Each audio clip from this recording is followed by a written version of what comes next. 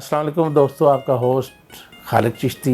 और आज हम मौजूद हैं पाकिस्तान का एक बहुत बड़ा नाम, पाकिस्तान का एक बहुत अच्छा सियासतदान, बहुत अच्छे इंसान।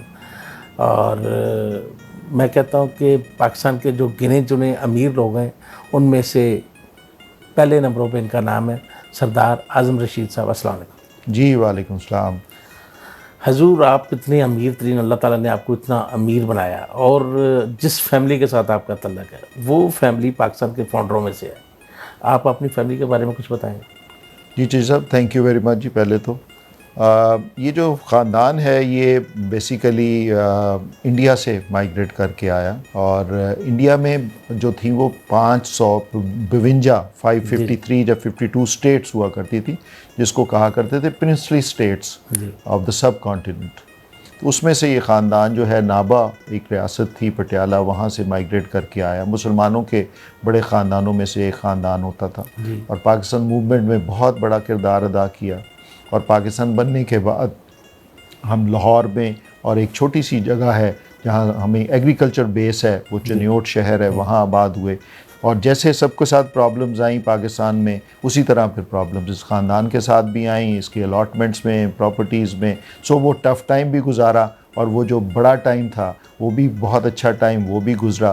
तो इस ख़ानदान की बहुत सारी कंट्रीब्यूशन है, पाकिस्तान बनने से पहले भी और पाकिस्तान बनने के बाद भी। फिर इसी तरीके से फिर जो हमें, क्योंकि पाकिस्तान जब बना तो वो इतनी बड़ी बेस जो पहले इंडिया में थी, जब यूनाइटेड इंडिया था वो नहीं थी, तो हमें फिर कोशिश भी करनी पड़ी।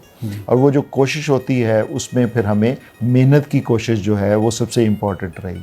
और मेहनत करते हुए फिर हमने उस एम्पायर को खुद ही खड़ा किया और करते हुए जो आज है अल्हम्दुलिल्लाह हम टॉप मोस्ट बिजनेसमैन में आते हैं। लेकिन ये सब खुदा ताला का शुक्र है। इसमें जो बात बताने वाली ये है कि जब हम ये सोच लेते हैं कि हर चीज़ हमें खुदा ताला ही दे देगा, तो वो गलत है। हमें ये सोचना चाहिए कि हमने खुद अपनी मेहनत से लेनी है। खुदा ताला ने अगर अपॉर्चुनिटी दी है तो उस अपॉर्चुनिटी से फ़ायदा कैसे उठाना। जैसे फॉर इंस्टेंस पाकिस्तान इतनी बड़ी अपॉर्चुनिटी है, इतनी बड़ी अपॉर्चुनिटी था, अब हमने उससे फ़ायदा कैसे उठाना है ये तो अब मखलूक का काम है। तो इसी वजह से मैं ये समझता हूँ कि पाकिस्तान एक बहुत बड़ी अपॉर्चुनिटी थी मुसलमानों के लिए। क्योंकि देखें ना, जब एक नई चीज़ बनती है तो नई चीज़ बनने के साथ उतनी अपॉर्चुनिटीज़ लेके आती है, उसमें हर चीज़ नई बननी है। सो वो एक बेतहाशा बड़ी अपॉर्चुनिटी थी और अपॉर्चुनिटी है अभी भी कि हमने इसमें से कैसे आगे बढ़ते हुए अपने आप का कैरियर बनाना है और अपने मुल्क का कैरियर बनाना है। जो प्रॉब्लम आ रही है चिश्ती साहब, वो सबसे बड़ी ये आ रही है कि जो पैट्रियटिज़म है, जो मोहब्बत है पाकिस्तान से, वो बहुत कम होती गई। वो समहाउ द अदर, उसकी वजह बहुत सारी हैं और उसमें बहुत सारी उसकी, आप उसके बैकग्राउंड्स में जाएंगे तो सबसे बड़ी वजह तो ये है, याद रखिएगा कि दुनिया में दो किस्म के न्यूक्लियसेस होते हैं। एक न्यूक्लियस होता है जो स्पिरिचुअल न्यूक्लियस होता है, जो रिलीजियस इसको न्यूक्लियस कहते हैं। वो रिलीजियस न्यूक्लियस जो हैं उसमें बैतुल मुक़द्दस है और मक्का है।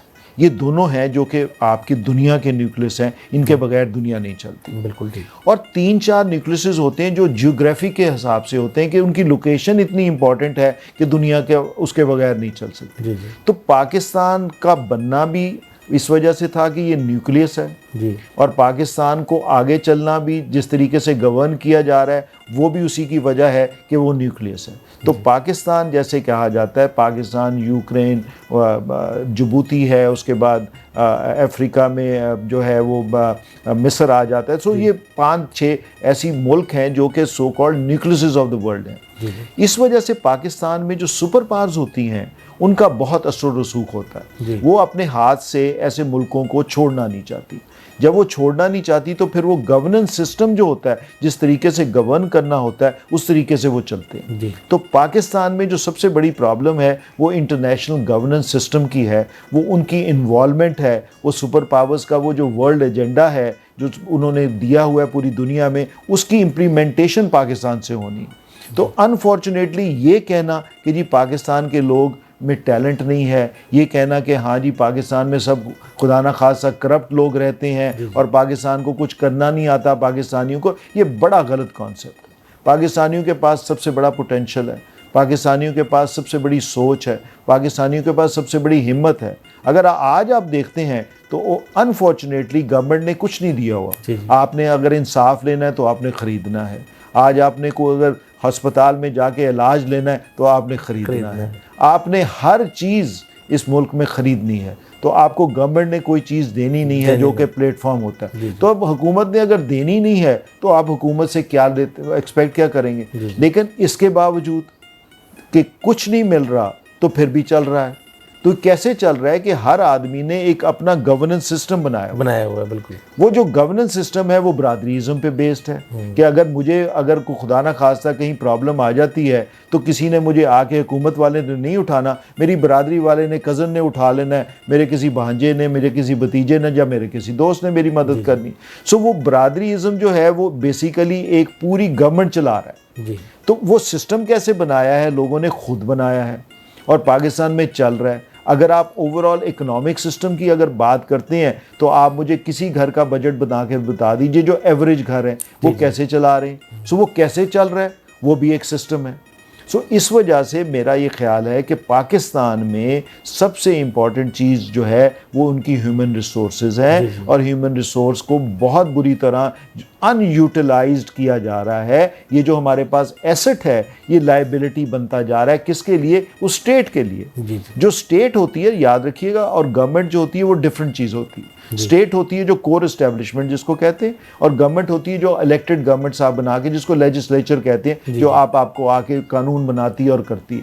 सो हमारे यहाँ जो प्रॉब्लम आ रही है वो आ रही है कोर स्टेट की, जिसको आम लफ्ज़ों में डीप स्टेट भी कहते हैं। सो वो डीप स्टेट जो है वो काम नहीं करने देती। अब डीप स्टेट क्यों काम नहीं करने देती? डीप स्टेट एक्चुअली जो है वो इनफिल्ट्रेट हुई है बाय द सुपर पावर्स, उनके एजेंडे से।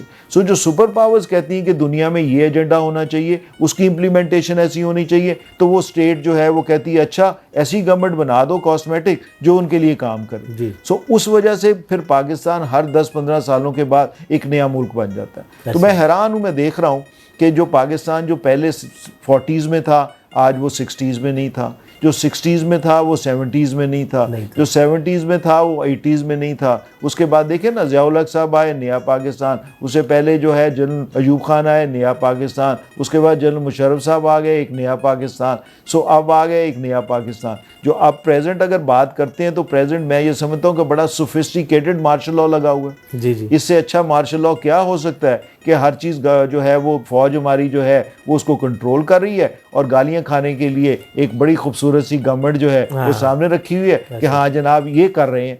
अब वो बेचारे क्या कर रहे हैं, उनको क्या पता क्या कर रहे हैं। जो करवा रहे हैं उनको समझ आनी चाहिए, जो हुकूमत है जिसको आगे रखा है उसको भी समझ आनी चाहिए कि मैं आवाम के लिए कर रहा हूँ। अब देखें ये सारा कुछ जो होता है बेसिकली ये इंसानों के लिए होता है, अवाम के लिए होता है। अगर आप ओवरऑल देखा जाए तो क्या अवाम का लिविंग स्टैंडर्ड बढ़ना जो दुनिया में बढ़ा है, या वही पाकिस्तानी जो पहले यहाँ रहता था जो बाहर गया है तो क्या उसने इम्प्रूवमेंट की है कि नहीं की है? तो हमारे जितने ओवरसीज़ लोग गए हुए हैं, जो ओवरसीज़ पाकिस्तानीज़ हैं, उन्होंने सारों ने इम्प्रूवमेंट की।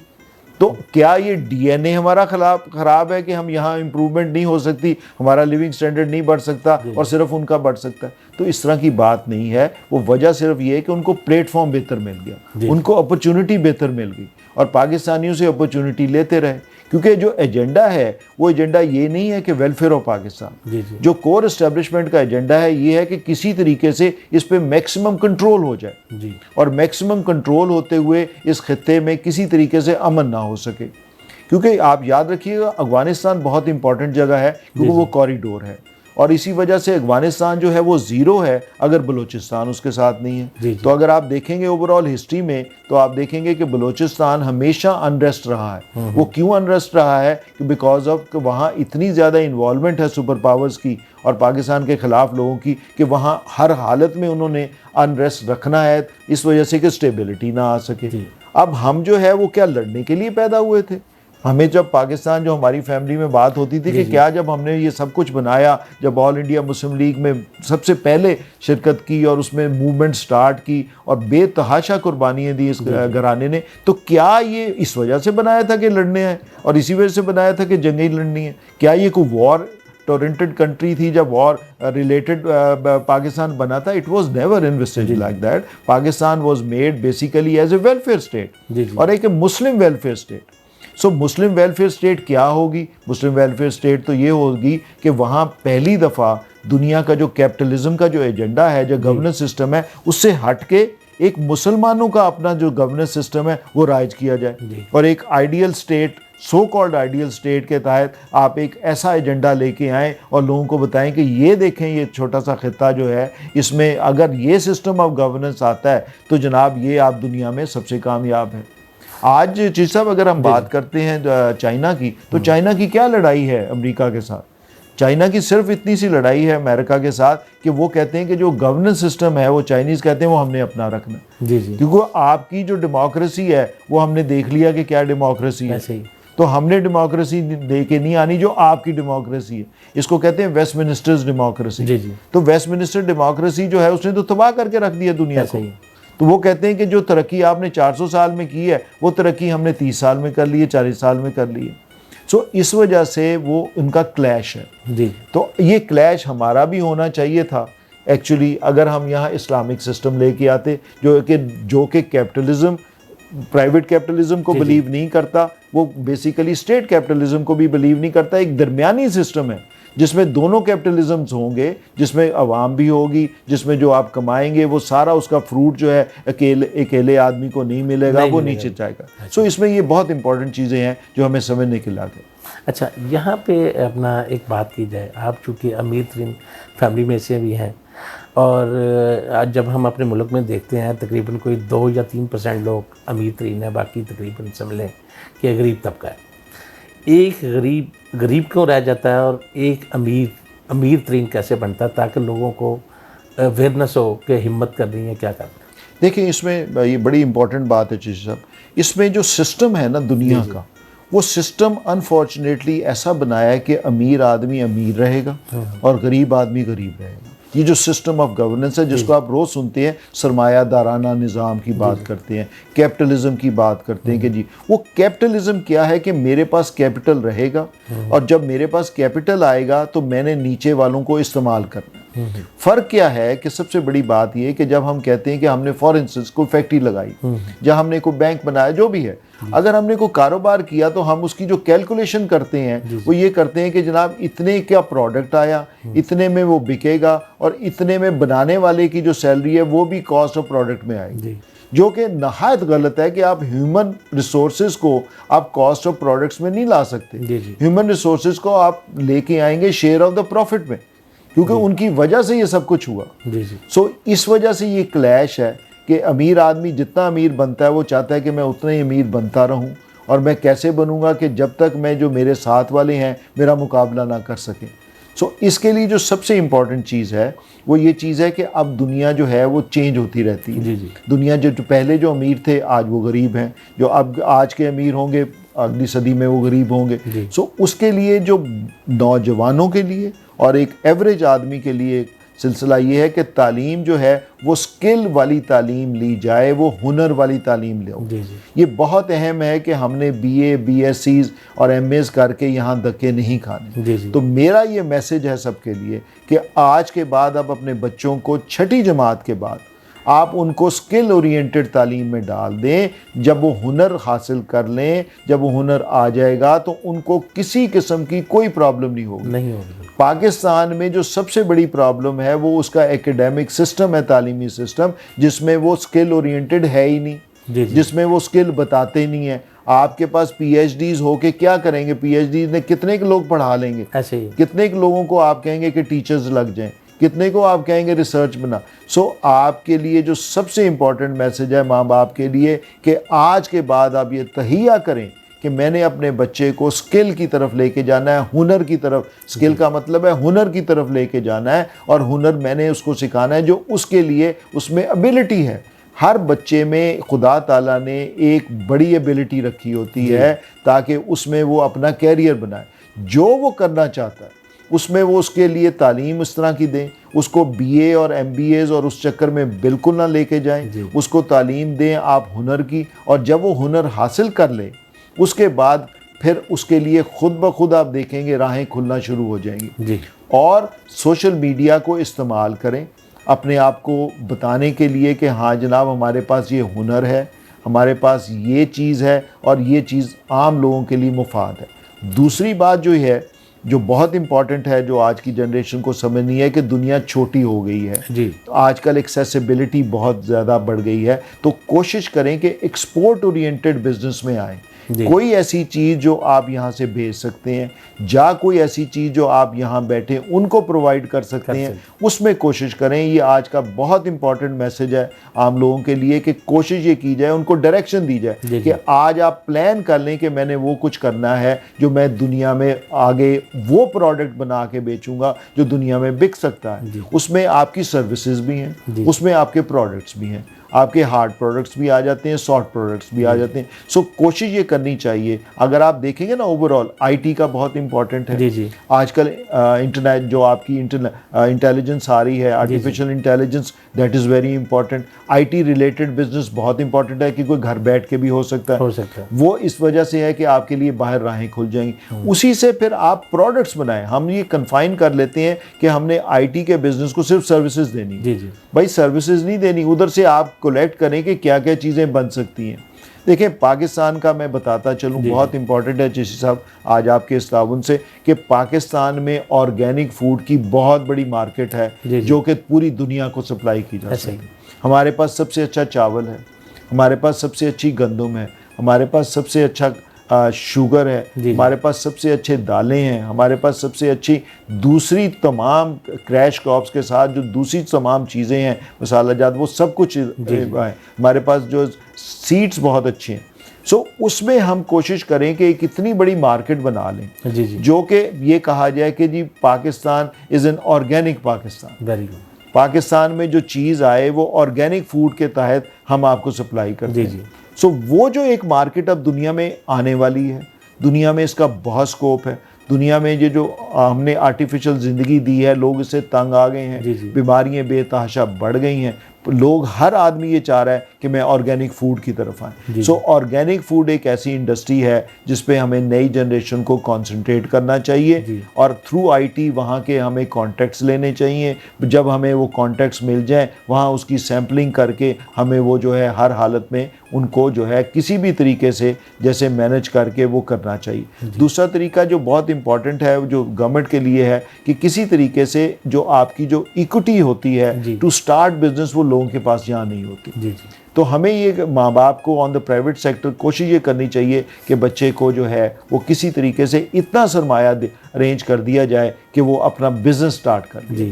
तो ये जो कॉन्सेप्ट हमारे यहाँ जहन में आ गया कि हमने शायद नौकरी के लिए पैदा हुए हैं, हमने सारी उम्र नौकरियाँ ही करनी है, इससे हमें निकलना चाहिए। इससे हमें निकल के हमें जो है वो इस लेवल पे आना चाहिए कि हम नौकरी नहीं करेंगे, हम अपना कारोबार करेंगे। तो ये बहुत इंपॉर्टेंट मैसेज है लोगों के लिए कि आप आईटी को यूज़ करते हुए बाहर के कॉन्टैक्ट्स लें, उस कॉन्टैक्ट्स को इस्तेमाल करते हुए यहाँ से प्रोडक्ट्स लें, प्रोडक्ट्स लेके उनको बाहर एक्सपोर्ट करें। ये आपका सबसे ल्यूक्रेटिव बिजनेस होगा, क्योंकि पाकिस्तान में दो किस्म की मार्केट है। एक तो बहुत बड़ी इंटरनल मार्केट है, जाहिर है इतने 25 करोड़ अवाम है, उसने खाना भी है, पीना भी है, पहनना भी है। सो वो that is a very big market. उसके बाद हमारे पास एक बहुत बड़ी दुनिया है।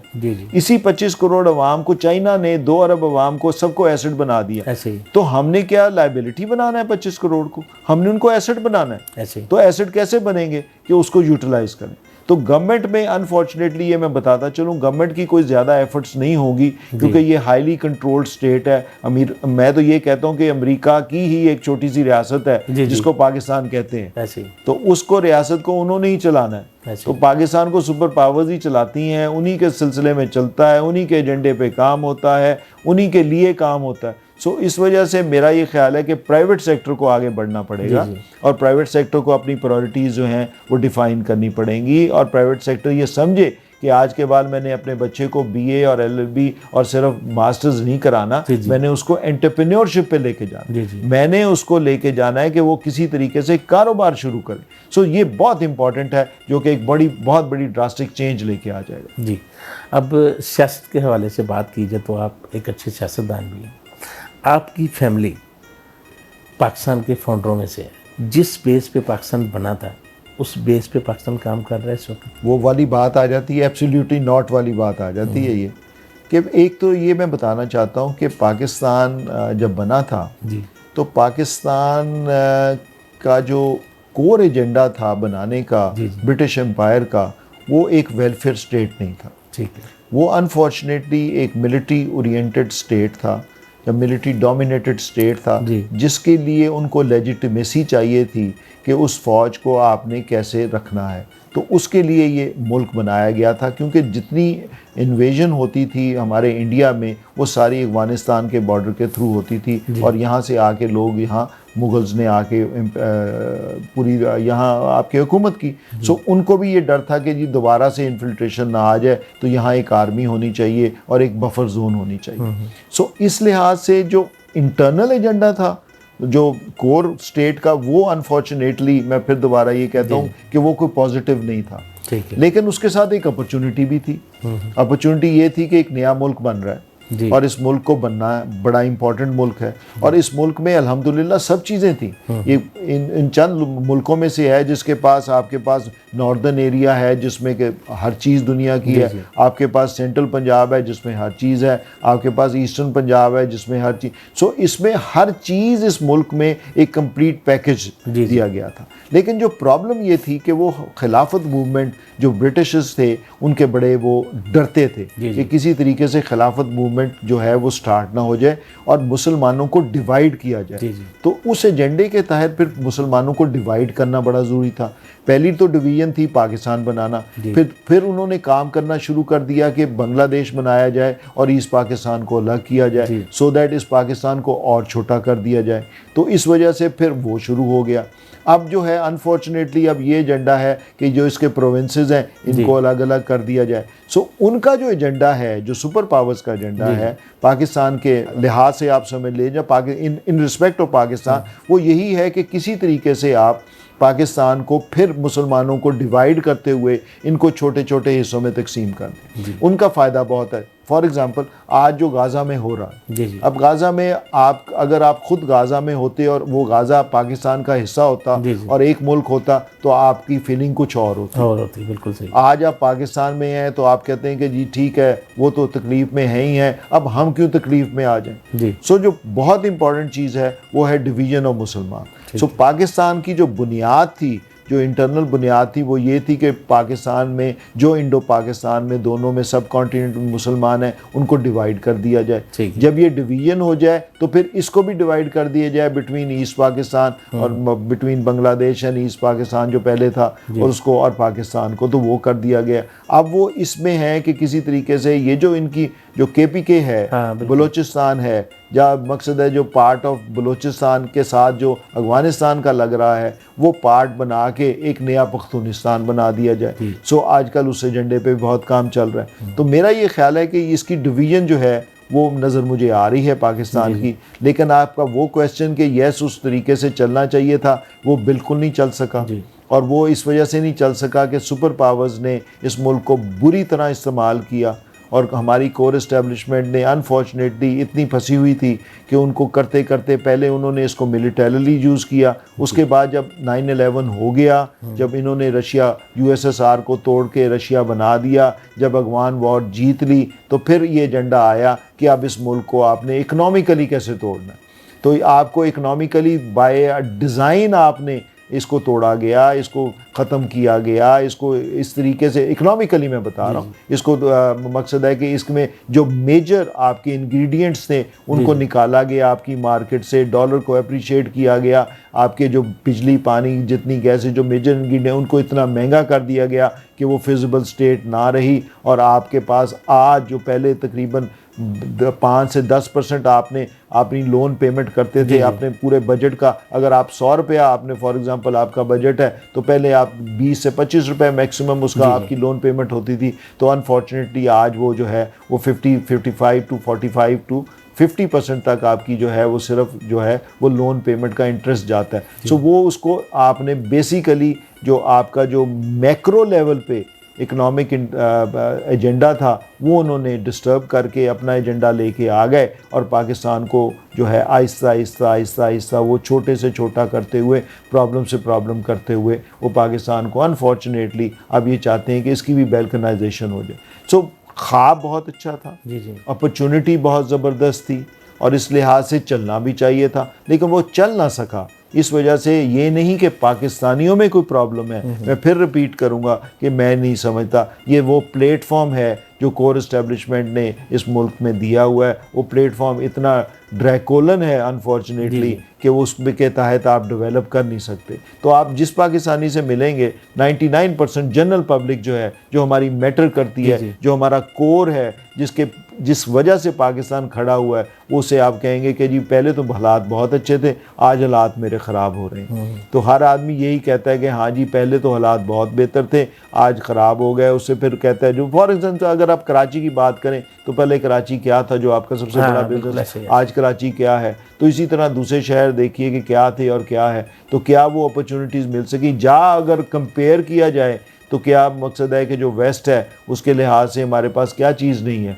अगर आप इंग्लैंड की बात करें तो इंग्लैंड के पास क्या है? कुछ भी नहीं है। सिर्फ वो सिविलाइजेशन बेचते हैं, तालीम बेचते हैं कि जी स्टैंडर्ड ऑफ सिविलाइजेशन वो है, क्वीन ने इस तरह रहना है तो इसी तरह का घर होना चाहिए, क्वीन ने इस तरह के कपड़े पहने हैं तो इस तरह के होने चाहिए, किंग ने अगर ये चीज़ गाड़ी इस तरह की काले रंग की रखी है तो ये वो स्टैंडर्ड है। तो इस वजह से ये स्टैंडर्ड जो है ये क्या पाकिस्तान अपने नहीं बना सकता था? बना सकता, तो हर चीज़ बना सकता था, लेकिन मैं ये समझता हूँ कि वो एजेंडा पूरा ना हो सका।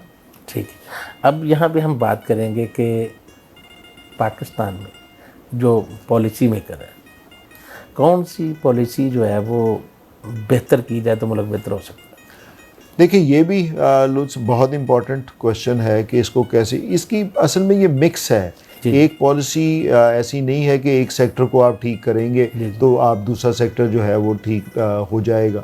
ये बहुत बड़ा मिक्स है कि जब तक कोर इस्टेब्लिशमेंट जो आपकी फ़ौज के, जो मेन हमारी इस्टेब्लिशमेंट जिसको फ़ौज कहते हैं, और उसी का एक ज़ेली इदारा आपकी सिविल एडमिनिस्ट्रेशन आ जाता है जिसके थ्रू वो कंट्रोल करते हैं, जब तक ये डिसाइड नहीं करेंगे कि हमने पाकिस्तान को कैसे चलाना है और हमने पाकिस्तान को अपने तरीके से चलाना है, उससे पहले कोई इसमें डेवलपमेंट नहीं हो सकती। वजह ये है कि उनकी जो पॉलिसी होती है वो पॉलिसी होती है कि आज कैसे हमने अगले 5 सालों में दुनिया का जो एजेंडा दिया गया है वो क्या है। फॉर एग्ज़ाम्पल आज का एजेंडा जो है वो ये है कि आपने इज़राइल की स्टेट को एक्सेप्ट करना। आजकल वो एजेंडा बहुत चल रहा है। उसके बाद आपने चाइना के साथ ताल्लुकात अच्छे नहीं रखने, उस पर बहुत ज़्यादा काम हो रहा है कि जी आपने अमेरिका ही की लॉबी में रहना है। और तीसरा ये है कि हाँ जी आपने मजहबी तौर पर जो आपने रेडिकलिज्म जो शुरू किया था, जिसको हमने पॉलिटिकल इस्लाम में कहता हूँ बनाया था, उसको ख़त्म करके तो आप मॉडर्न इस्लाम की तरफ आ जाएं। ये इनका एजेंडा है। और चौथा एजेंडा ये है कि आपकी जो बॉर्डर एरियाज़ हैं जो कि अफ़गानिस्तान के साथ रखते हैं, वहाँ आप आके लोगों की इन्फिल्ट्रेशन इतनी ज़्यादा हो जाए टीटीपी वगैरह की कि वो आके प्रैक्टिकली उसको गवर्न करना शुरू कर दें। तो वो उन्होंने ऑलरेडी आपके जो हैं, आप बन्नू से आगे चले जाएं तो आप देखेंगे कि प्रैक्टिकली वो ख़ुद गवर्न कर रहे हैं। अब उनकी वो चाहते हैं कि जी रिसोर्सेज जो हैं वहाँ के मिनरल्स पे हमारा कब्ज़ा हो जाए, वो भी कब्ज़ा बहुत मुश्किल है। गिलगित बल्तिस्तान की अगर बात करते हैं, वहाँ भी एंटी पाकिस्तान मूवमेंट स्टार्ट हो गई है। सो ये ओवरऑल ये ऐसी चीज़ें हैं कि जो कि सुपर पावर्स कराती हैं और हमारी कोर इस्टेब्लिशमेंट की तवज्जो उधर हो जाती है। सो जब उनको कंट्रोल करने के लिए तो जो एक्चुअल पाकिस्तान का जो प्रॉब्लम्स हैं, जिसमें कि आम आदमी की वेलफेयर की बात होनी है, आम आदमी के लिए लिविंग स्टैंडर्ड की बात होनी है, आम आदमी को एसेट बनाने की बात होनी है, वो पीछे रह जाती है। तो वो कंट्रोल करना वहाँ मुश्किल हो जाता है। तो इस वजह से मैं ये समझता हूँ कि पाकिस्तान में जो सबसे इम्पॉर्टेंट चीज़ है, जो हमारे पॉलिसी मेकर्स हैं उस चीज़ को समझें कि प्रायोरिटी नंबर 1 जो है वो अपनी ज़ात को ना रखें, अपनी ज़ात को निकाल दें। उनके बच्चों का ये ना कहें कि जी मुझे अमेरिका में नेशनैलिटी मिल जाएगी, मुझे कैनेडियन नेशनैलिटी मिल जाएगी, मुझे वहाँ घर मिल जाएगा, मेरे वहाँ बच्चे सेट हो जाएंगे। बच्चों को यहीं सेट करें, बच्चों के अलावा अपने आप को यहीं सेट करें, क्योंकि यहाँ जो आपका पाकिस्तान ने आपको सारी उम्र दिया है, उनका भी फ़र्ज़ बनता है रिटायरमेंट के बाद पाकिस्तान को भी वो सारा कुछ वापस करें। जैसे कि आपको लुत्फ़ा पता है कि दुनिया में 3 स्टेजेस होती हैं एक इंसान की ज़िंदगी में। पहली जो स्टेज है वो होती है लर्निंग वाली, वो उसको लर्न कर रहा होता है कि मैंने सीखना कैसे है दुनिया में रहने के लिए। तो लर्निंग के बाद दूसरी जो स्टेज है जब वो सीख जाता है उसको अर्निंग स्टेज कहते हैं कि जी अब आपने अर्न कैसे करना होता है। फिर एक तीसरी स्टेज होती है कि जब अर्न कर लिया तो रिटर्न कैसे करना है आपने। सो वो बहुत इंपॉर्टेंट है कि जितने भी हमारे सो कॉल्ड पॉलिसी मेकर्स हैं ये समझें कि हमने रिटर्न भी करना है, हमने उसको वापस भी करना है जो पाकिस्तान ने हमें दिया है। तो इंस्टेड के बाहर के लिए देखें, उन छोटी छोटी मुराद से जो आपसे बहुत बहुत बड़ी चीज़ें ले लेते हैं, आपको बहुत छोटी छोटी मुराद देते हैं, इसको समझते हुए इस पाकिस्तान पे रहम फरमाएं, पाकिस्तान की खिदमत करें। जो पाकिस्तान ने आपको एक्नॉलेजमेंट दी है, जो इज़्ज़त दी है, जो वक़ार दिया है, जिस तरीके से आपके ख़ानदानों ने यहाँ जो है वो राज किया है, तो वो ये मैं समझता हूँ कि उनका बहुत बड़ा फ़र्ज़ है कि वो समझें कि पाकिस्तान सेंट्रिक पॉलिसी बनाएं, जो पाकिस्तान की ज़रूरत है। इस और कोर इश्यूज़ में अगर आप मुझे ये बताएं कि टैक्सेशन की बात हो तो पूरा एग्रीकल्चर सेक्टर जो है वो सिर्फ 4 अरब रुपया दे रहा है और मिज़ान बैंक जो है वो 100 अरब रुपया डिपॉजिट करा रहा है। तो क्या हमारा मुल्क जो बेसिकली एन एग्रीकल्चर कंट्री है तो क्या वो टैक्स नहीं दे सकता? वो इस वजह से नहीं दे सकता कि क्योंकि पीपल्स पार्टी की बेस जो है वो सारा सिंध में एग्रीकल्चरिस्ट है।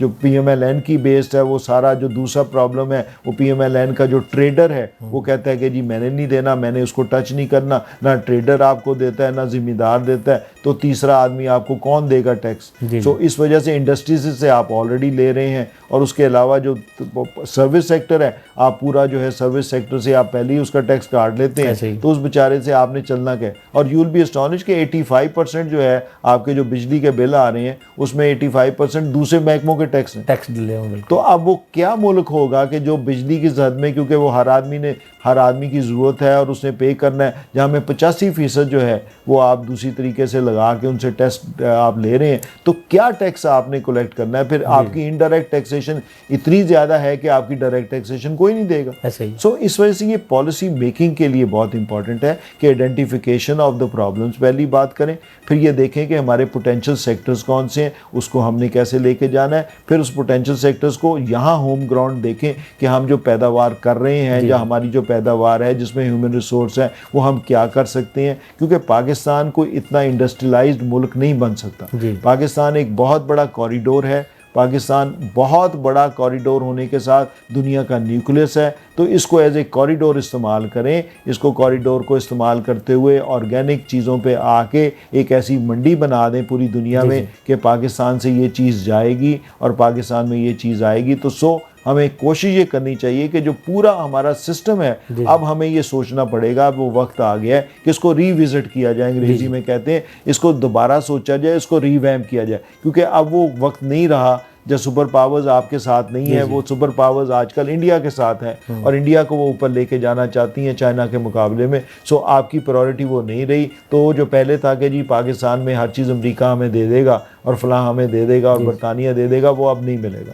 तो ये बहुत इम्पॉर्टेंट है कि इसको पॉलिसी मेकिंग के लिए कि ये रिविज़िट करें, इसको देखें, अपने थिंक टैंक्स बनाएं। हम तैयार हैं इनके लिए हर लिहाज से। मैं हमेशा इनके सारे थिंक टैंक्स का, बहुत सारों का तो मैं खुद चेयरमैन भी हूँ, मैं इनको बताता रहता हूँ कि हमें होम ग्राउंड पॉलिसी बनानी है जो हमारी अपनी पॉलिसी है और उसमें हमें तालीम का निज़ाम चेंज करना है। जो हमारा तालीम का निज़ाम है, प्रेजेंट तालीम का निज़ाम जो है वो सिर्फ वेस्ट के लिए बनाया है कि यहाँ से बच्चा पढ़ के सारी मेहनत करके बाहर चला जाएगा, उनके लिए एसेट बन जाएगा और हमारे लिए लाइबिलिटी बन जाएगा। सो वो तालीम निज़ाम को बिल्कुल डिफरेंट करना है। इसके बाद हमें अपनी जो बिज़नेस पॉलिसी, इकोनॉमिक पॉलिसीज़ हैं वो इस तरीके की शेप अप करनी है कि जो हम कर सकते हैं। उसमें जो मैन्युफैक्चरिंग सेक्टर है वो अलग होगा, एग्रीकल्चर सेक्टर अलग होगा, सर्विसेज सेक्टर अलग होगा। तो ये सारे जो हैं ये पॉलिसी बनाएंगे तो आपकी ग्रोथ आएगी। ग्रोथ जो है वो इनका रिजल्ट होता है। तो हम ग्रोथ की बात करते रहते हैं, ग्रोथ कैसे आएगी? ग्रोथ ऐसे तो नहीं आ जाएगी कि मैंने बता दिया तो आ जाएगी। उसके लिए पॉलिसी बनाएं, इसको कम्प्लीटली रीवैम्पिंग करें। मैं तो ये कहता हूँ कि नया पाकिस्तान एक बना दें किसी तरीके से जो इनके लिए भी बहुत बेहतर हो, दुनिया के लिए भी बहुत बेहतर हो और इनका आने वाली नस्लें भी इसको राज करें कि ये एक मुल्क था जिसमें हर चीज़ मिलती थी। जी अच्छा, अब ये है कि आपने बात की कि यहाँ से लोग अमेरिका की तरफ मूव करना चाहते हैं, रहना चाहते हैं, नेशनलिटी लेना चाहते हैं। हमारे मुल्क में सारी चीज़ें मौजूद हैं, हमारा मुल्क उस लेवल पे कैसे आ सकता है? देखिए वही बात आ जाती है कि गवर्नेंस सिस्टम। आपका मुल्क जो है जब तक उसका गवर्नेंस सिस्टम ऐसा नहीं होगा कि वो उस मुल्क के लिए एक अच्छा प्लेटफॉर्म दे सके, उससे पहले कुछ नहीं होगा। अब ये जो गवर्नेंस सिस्टम है ये 3 किस्म के सिस्टम होते हैं दुनिया में। एक सिस्टम होता है जो घर का सिस्टम है, जो बुनियादी सिस्टम है जिसके ऊपर दुनिया बेस करती है। दूसरा सिस्टम होता है नेशनल गवर्नेंस सिस्टम, जो कि फॉर एग्ज़ाम्पल ख़मीनी साहब आए, हमारे यहाँ ज़ियाउल हक़ साहब आए, हमारे यहाँ मुशर्रफ साहब आए, तो उन्होंने एक नया गवर्नेंस सिस्टम दिया। एक तीसरा गवर्नेंस सिस्टम होता है जो कि इंटरनेशनल गवर्नेंस सिस्टम है, जो दुनिया चला रहा होता है। वो जो तीसरा होता है वो बहुत अहम होता है, बड़ा होता है, और उसी वजह से फिर ये दोनों सिस्टम उसके मतहत चल रहे होते हैं।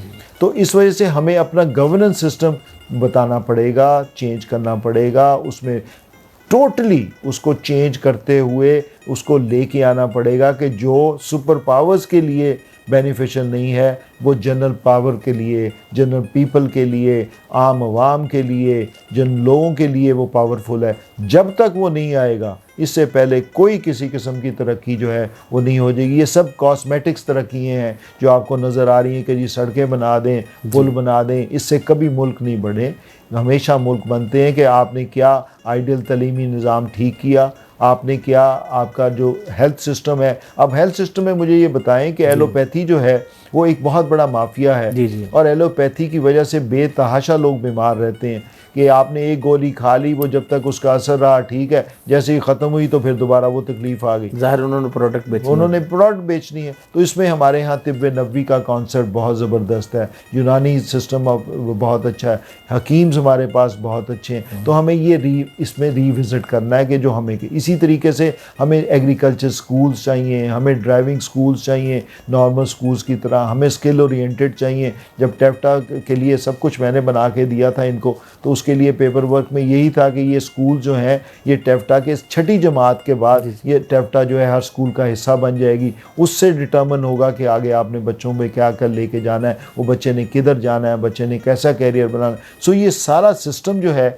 ये हमारे पास पड़ा हुआ है। अब इसको तरीक़ाकार यही है कि इसको किस तरीके से इम्प्लीमेंट किया जाए, और हम जो है सुपर पावर्स के उस एजेंडे से, जो कि ड्रैकुलन एजेंडा है, जिसमें डिवीज़न ऑफ मुस्लिम्स है, जिसमें डिवीज़न ऑफ पाकिस्तान है, जिसमें कि हमारे लिए हमें बुरी तरीके से उन्होंने पिछले 75-76 सालों से एक ग़ुलाम की ज़िंदगी दी हुई है, उसमें से निकलते हुए एक प्राउड पाकिस्तानी की ज़िंदगी कैसे दे सकते हैं। It is the governance system. जी, कल्चर और एंटरटेनमेंट इंसान की ज़िंदगी का एक हिस्सा है, आप इसके बारे में क्या कहेंगे? देखिए, जो पाकिस्तान के लिहाज से हमें जो भी पॉलिसी बनानी है वो पाकिस्तान के लिहाज से बनानी है। पाकिस्तान में जो यहाँ टूरिज़म है वो सारा रिलीजियस टूरिज़म है। पाकिस्तान में बाहर से बहुत कम लोग आते हैं पाकिस्तान में, क्योंकि यहाँ ऑब्वियसली वो चीज़ें मुयस्सर नहीं है जो एक टूरिज़म की बुनियाद होती है। और उसकी बुनियाद में ये है कि वहाँ लिकर भी होनी चाहिए, वहाँ क्लब्स भी होने चाहिए। तो एज एन इस्लामिक कंट्री यहाँ को टूरिज़म दुनिया का नहीं आना। तो इसमें जो है हमें ये चाहिए कि हम अपनी एंटरटेनमेंट के लिए अपना खुद सोचें कि हमने कैसे करना है। ठीक है, हमें को बाहर का मॉडल ना ला के दिया जाए। आपकी एंटरटेनमेंट में क्या है, आपके फैमिली ओरिएंटेड जो फंक्शंस हैं वो एंटरटेनमेंट हैं। इसी तरीके से हमारे जो मेलाज हैं वो बहुत इम्पॉर्टेंट है। हमारे यहाँ चाहिए कि हम मेले जो हैं उनकी एक पंजाब एंटरटेनमेंट कंपनी के तहत एक बनाने की कोशिश की थी। हम एक पाकिस्तान एंटरटेनमेंट कंपनी बनाएं।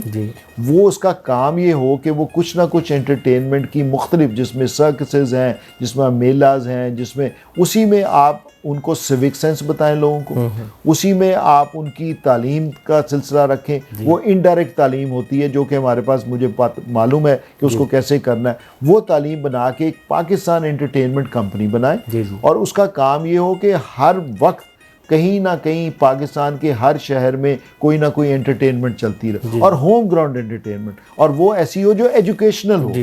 वो बहुत इंपॉर्टेंट है कि उसमें एजुकेशन में क्यों ना हम हर एंटरटेनमेंट में ड्राइविंग स्कूल्स बना दें, सो जो लोग आ रहे हैं वो ड्राइविंग भी वहाँ सीखें। क्यों ना हमने उसमें एक अच्छी सर्कसेस बना दें, क्यों ना हम उसमें जो हमारे अपने लोग फनकार हैं उनको लेके आके हम एक मकसद म्यूज़िक का कॉन्सेप्ट लेके आ जाएं। उसी में अगर हमने करना है तो हम मुशायरा क्यों ना कर लें। उसी में हमने ये क्यों नहीं करना कि हमने सिविक सेंस जो है ख़वातीन को वहाँ बुलाया जाए और उनको बके जी बच्चा आपने कैसे पालना है, आपने अपने घर को साफ़ कैसे रखना है, आपने अपने गली को कैसे साफ़ रखना है, आपने अपने शहर को कैसे साफ़ रखना है। और इसका फिर कंपटीशन कराया जाए कि जी the most beautiful city of Punjab, the most beautiful city of Sindh, most beautiful city of Balochistan, most beautiful city of KPK। So इसी तरीके से ये सब कुछ जो है एक कंपटीशन के तहत उनकी फीलिंग डेवलप की जाए कि ये मेरा अपना शहर है। उसी पर जो जीतेगा उसको फिर इनामात दिए जाएं, उनके लिए उनके जो बच्चों की तालीम है वो मुफ्त की जाए, इसी तरीके से उनको स्पेशल स्कॉलरशिप्स दिए। सो लोगों में ये एंटरटेनमेंट का कॉन्सेप्ट ये आए कि जी हमने सिर्फ एंटरटेनमेंट गाना नहीं सुनना जी जी। जो अंग्रेज़ का बना हुआ है। एंटरटेनमेंट मीन्स के जी हमने आज क्या है जी, आज entertainment of the cleanliness of cities आज कि जी आज हमने सफाई करके एंटरटेनमेंट है। आज क्या है जी, हमने we will make Pakistan green as an entertain, जी जनाब हमने। सो ये बहुत खूबसूरत एजेंडाज हैं जो मैं हमेशा देता रहता हूँ गवर्नमेंट को। कोई सुन लेता है, कोई नहीं सुनता। तो ये मेरा ख्याल है कि नई पॉलिसी के तहत ये ज़रूर होना चाहिए। पाकिस्तान को फ्यूचर में कहाँ देखते हैं? पाकिस्तान को मैं अगर आप देखें तो पाकिस्तान एज ए कंट्री रहेगा और Pakistan as a country prosper भी करता रहेगा। इसमें क्योंकि बहुत सारी चीज़ें ऐसी हैं कि जो दुनिया पाकिस्तान के बगैर नहीं चल सकती, तो पाकिस्तान तरक्की तो करता रहेगा, लेकिन इसकी वो वही बात है, कभी ग्राफ ऊपर चला गया, कभी नीचे आ गया, ऊंच और नीच आती रहेगी, लेकिन पाकिस्तान विल स्टैंड और पाकिस्तान जो है will play a very very important role in the world politics as well, in the geopolitics as well. और मेरा ये ख्याल है कि पाकिस्तान की जो बुनियाद है, जो बनाया गया है, किसी वजह से बनाया गया था, ऐसे बनता नहीं होते मुल्क। और ये जो है एज ए कंट्री मेरा ये ख्याल है कि सबसे इम्पॉर्टेंट कंट्रीज़ में अब भी है, लोगों को नहीं पता, और आने वाले वक्त में भी इंशाल्लाह ये एक बहुत ही ज़बरदस्त और एक प्रॉस्परिंग कंट्री रहेगा। म्यूज़िक में आप किसको सुनते हैं? म्यूज़िक में जी मैं कव्वाली बड़ी सुनता हूँ, उसमें मैं फोक सॉन्ग्स बड़े सुनता हूँ। अंग्रेज़ी सॉन्ग्स तो हर आदमी सुनता है, पाकिस्तानी भी, लेकिन मेरी एंटरटेनमेंट ये है कि मैं जो आपकी रिलीजियस सॉन्ग्स हैं उनकी बात ही कुछ और है। जी जी। जो आपको रिलीजियस सॉन्ग्स और तो उसमें जो उनका लिरिक्स होता है वो मुझे बड़ा अट्रैक्ट करता है, तो मैं सुनता हूँ, हर चीज़ सुनता हूँ। कोई फेवरेट सिंगर आपके? फेवरेट सिंगर बस बहुत सारे, हर लिहाज से कोई जो है जैसा जो आपके यंगर सिंगर्स में जो है वो जो फोक सिंगर्स हैं वो अलग हैं, उसके बाद जो आपके सो कॉल्ड पॉप सिंगर्स हैं वो अलग हैं, जो आपके कव्वाली वाले सिंगर्स हैं। सो मैं किसी को फेवरेट नहीं कहता, मैं ये कहता हूँ कि सभी मेरे फेवरेट हैं। It depends upon the moods की बात आती है कि किस वक्त क्या मूड कर रहा है। तो आई थिंक सो कि every singer is a favourite singer of mine. मेरे लिए सारे जो हैं काबिल एहतराम। आपकी फेवरेट फिल्में? फिल्में मैं बहुत कम देखता हूँ, तो मैं बहुत कम फिल्में देखता हूँ, और मैं पहले बहुत देखता था, तो आजकल मैं डॉक्यूमेंट्रीज़ बहुत देखता हूँ। डॉक्यूमेंट्रीज़ में बहुत सारी हैं, उसमें जो रिलीजियस होती हैं वो भी देख लेते हैं, जो आपकी एनवायरनमेंट की होती हैं वो भी देख लेते हैं, ड्रामाज जो होते हैं वो भी देख लेते हैं। लव स्टोरीज़ में ज़्यादा नहीं देखता, मेरा कोई ज़्यादा शौक़ नहीं है। तो फिल्में भी मैं ओवरऑल मैं ये कहूँगा कि बहुत सारी फिल्में मेरी फेवरेट हैं, जिसमें आपको एक को रेट नहीं किया जा सकता कि हम इसको कहें कि ये अच्छी है, तो जो भी दिल करता है वो देख लेते हैं। लव स्टोरी के हवाले से जब बात की जाए, ज़िंदगी में लव किया? जी, ज़िंदगी में लव सिर्फ ख़वातीन से नहीं होता, ज़िंदगी में लव बहुत सारी चीज़ों से होता है। तो मैं शायद उन खुशनसीबों में से हूँ जिनको लव रहा एनवायरनमेंट से, बहुत अच्छा किया। जिनको लव रहा कि आपने घर कैसे बनाने, तो जो मेरा घर है ये भी माशाल्लाह पाकिस्तान का चंद जो है इको फ्रेंडली हाउसेस में आता है, और इसको जो है आर्किटेक्चर एसोसिएशन ने भी 10वां खूबसूरत घर करार दिया है। तो ये बनाने में मेरा बहुत बड़ा लव है, इसमें बहुत बड़ा मैं इनको मुझे बड़ा जिसे कहते हैं पैशन है मेरा जी। इसी तरीके से जो है वो कपड़े जो है वो उसके साथ मेरा बड़ा हमेशा से लव रहा कि मैंने सबसे अच्छा वेल ड्रेस होना है। और मैं पाकिस्तान के चंद वो जो 10 मोस्ट वेल ड्रेस पर्सनैलिटीज़ हैं जो लॉरेंसपुर ने एक कंपटीशन में करवाया था, उसमें भी मैं आया था जी। इसी तरह दुनिया में भी माशाल्लाह जो टॉप मोस्ट में रहे कंपटीशन में। ख़वातीन के हवाले से लव जी बिल्कुल डेफिनेटली जो है वो पहले तो हर खूबसूरत खातून से हो जाता था तो अब जो है वो कम होके जो है ना जी चंद ख़वातीन से रह गया है। तो लेकिन ये है कि ये नहीं होता कि जिससे लव हो तो आप उसे चाहें कि जिससे उसको पा भी लें, तो लव रहना चाहिए। मेरा अपना ख्याल है कि लव वो चीज़ है कि जो आपको उसकी जुस्तजू रहे, और जब तक वो जुस्तजू रहेगी तो वो लव उसी तरह अच्छा रहेगा। जो चीज़ आ जाती है अपने पास तो वो जो है फिर लव उतनी तरह वो उस लव में नहीं रहता, फिर वो लव की जो है ना जी वो डेफिनेशन से निकल जाता है। तो मैं ये चाहता हूँ कि बहुत सारी ऐसी चीज़ें ज़िंदगी में रहें, जैसे कि फॉर एग्ज़ाम्पल मुझे गाड़ियों का बहुत शौक़ है, तो मेरे पास आप मेरा ख्याल है कि 14 से 15 गाड़ियां हैं जो कि वो टॉप जो मोस्ट। 14 से 15 गाड़ियां, वो कौन कौन सी गाड़ी? हाँ जी, उसमें मेरे पास जी तकरीबन सारे ब्रांड्स जो अच्छी गाड़ियां हैं, उसमें पोर्शा भी है, उसमें मर्सिडीज़ भी हैं, रेंज रोवर्स भी हैं, मेरे पास रोल्स रॉयस भी है जो कि बहुत कम लोगों के पास है। उसके बाद मेरे पास जापानीज़ गाड़ियों में भी सब लैंड क्रूज़र भी है, और आपके to the level of Toyota Corolla भी है, और तकरीबन सब ब्रांड्स हैं जी, और सब टॉप मोस्ट ब्रांड्स हैं। जी। और ये शायद ही किसी के पास इतना ब्रांड हो, और इसको जो है मेरा बहुत बड़ी एंटरटेनमेंट है। उसके बाद पोलो मेरी बहुत एंटरटेनमेंट है, मैं खेलता हूँ जी, गोल्फ में खेलता हूँ। तो बेसिकली जो मेरी सो कॉल्ड स्मार्टनेस जो है, उसका राज जो है वो स्पोर्ट्समैन में है कि मैं हमेशा स्पोर्ट्स को और फिज़िकल एक्टिविटी को एज नंबर 1 प्रायोरिटी लेके दुनिया में चलता हूँ। मैं ये समझता हूँ कि सिर्फ लाइफ जो है वो बैठना नहीं है, लाइफ का मतलब मूवमेंट है, लाइफ का मतलब है कि फ़िज़िकली आप कितने एक्टिव हैं। तो उसमें मैं ज़्यादा एक्टिवनेस में करता हूँ। और लव की बात मैंने आपको बता दी कि बहुत सारी चीज़ों से है जी। छुट्टी का दिन सो के गुजारते हैं, या सैर तफरी के लिए निकलते हैं, या अच्छे खाने खाने को तरजीह देते हैं? अच्छा जी, एक लव जो मैं मिस कर गया था, वो लव जो है वो खाना भी है। ठीक है। तो मेरी जो बहुत बड़ी कमज़ोरी है वो अच्छा खाना भी है। तो छुट्टी वाला दिन जो होता है ना जी, बिज़नेस में मैंने ये देखा है कि बिज़नेस में छुट्टी वाला दिन छुट्टी नहीं होती जी। उसमें भी कुछ ना कोई काम चलता है, और काम जो होते हैं वो कभी ऐसा वक्त नहीं होता कि इतवार को या जुमे को हम समझे कि छुट्टी है, उसमें भी चल रहे होते हैं, और दूसरे दिनों में भी कभी छुट्टी आ जाती है। तो मैं मसरूफ़ रहता हूँ जी बहुत ज़्यादा, और मैं आपकी दुआ से बहुत जल्दी उठ जाता हूँ सुबह, अर्ली राइज़र हूँ, तो मैं 4 बजे उठ जाता हूँ हर लिहाज से।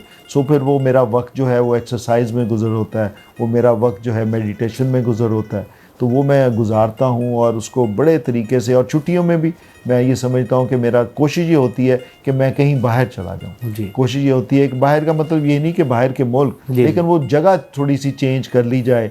चाहे मैं यहाँ से लाहौर से निकल के इस्लामाबाद चला जाऊँ, इस्लामाबाद से निकल के किसी और शहर चला जाऊँ, क्योंकि हमारे बिजनेसेस जो हैं वो हर जगह फैले हुए हैं, तो मुझे जाना भी पड़ता है। So business is an entertainment as well.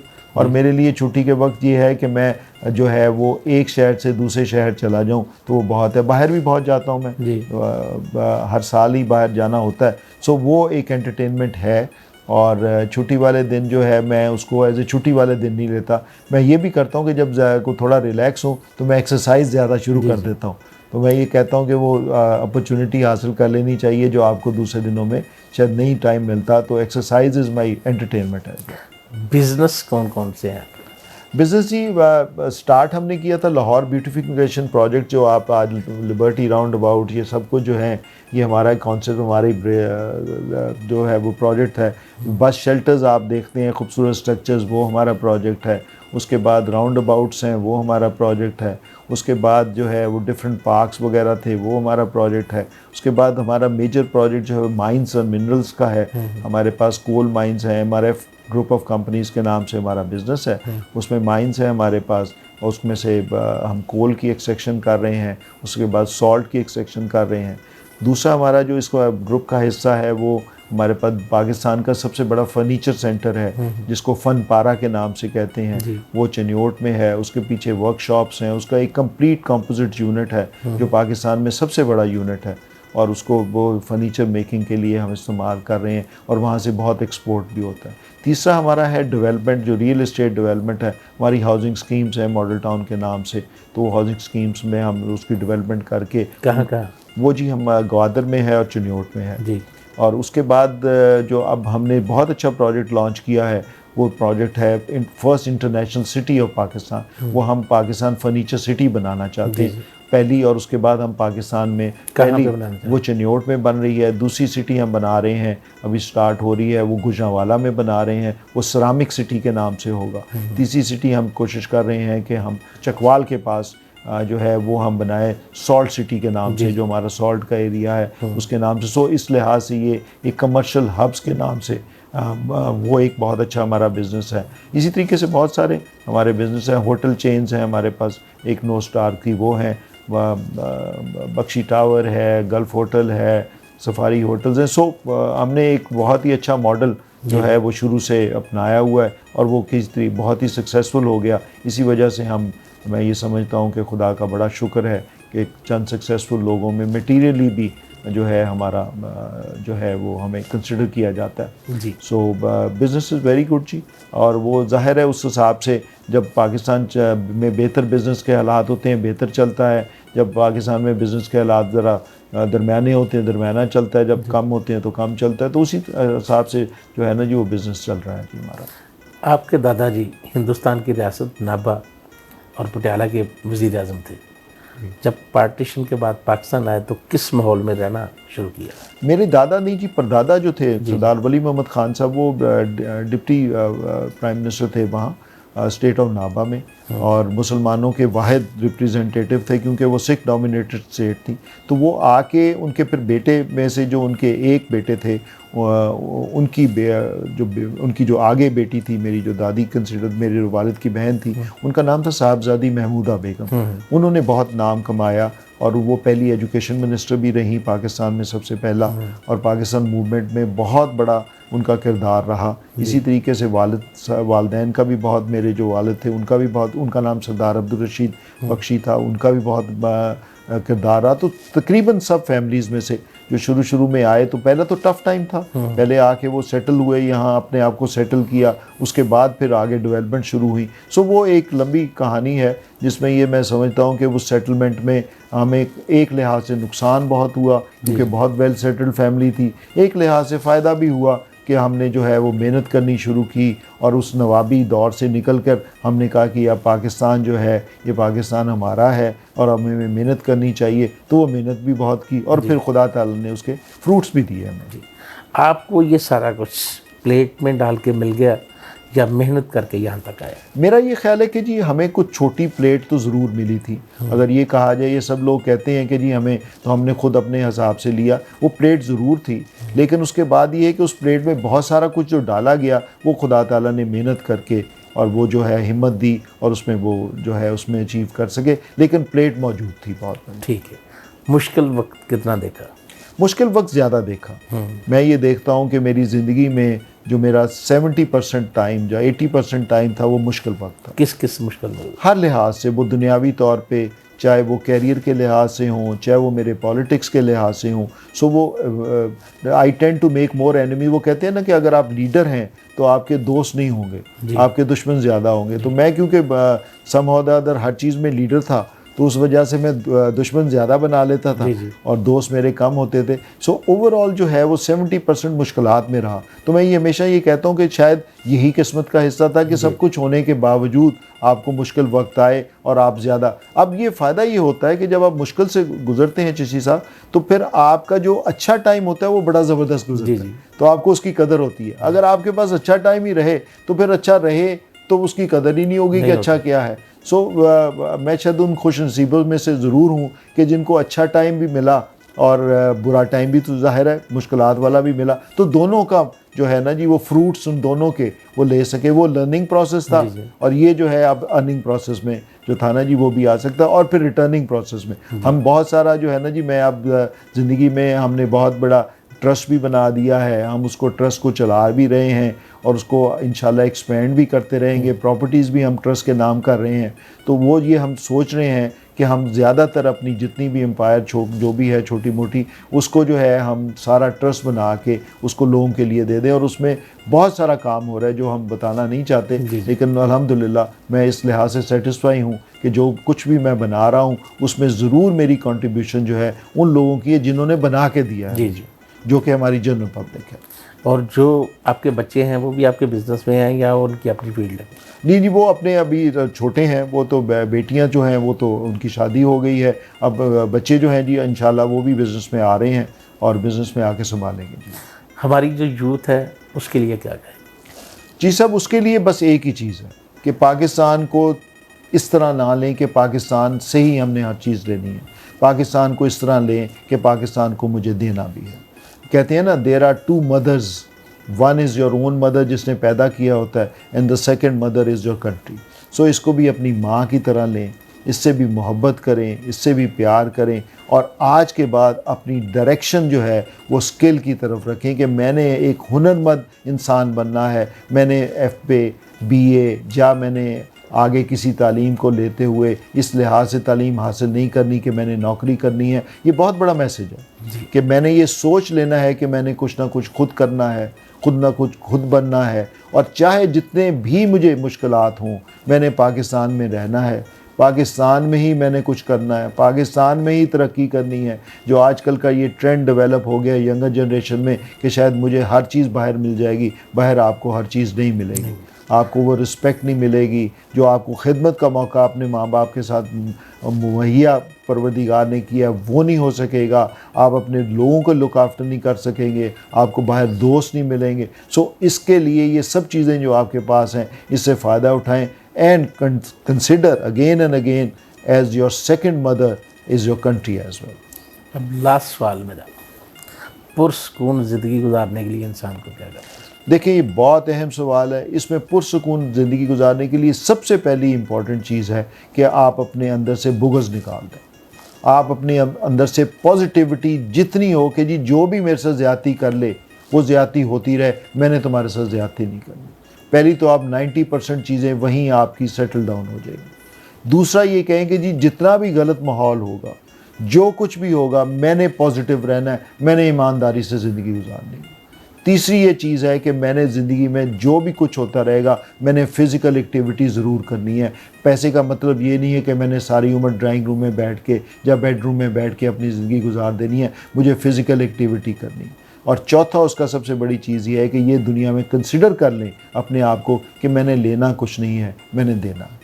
ये अगर आप 5 असूलों पे कारआमद हो जाते हैं, मैं आपको लिख के देता हूँ चिश्ती साहब कि आपकी ज़िंदगी इतनी पुरसकून गुजर जाएगी। जब आप ये एक्सपेक्ट करते रहते हैं कि मैंने दूसरे से मुझे क्या मिलेगा, तो आपको कभी वहाँ से कुछ नहीं मिलता। तो ये कहें कि मैंने क्या देना है, जब ये सोचना शुरू कर देंगे तो आपकी ज़िंदगी कंफर्टेबल हो जाएगी। जी दोस्तों, आपने सरदार आज़म रशीद साहब की जो गुफ्तगू है उसमें से क्या सीखा, कमेंट बॉक्स में ज़रूर बताइएगा, और हमारे चैनल को सब्सक्राइब कीजिएगा और वीडियो को दोस्तों में ज़्यादा से ज़्यादा शेयर कीजिएगा।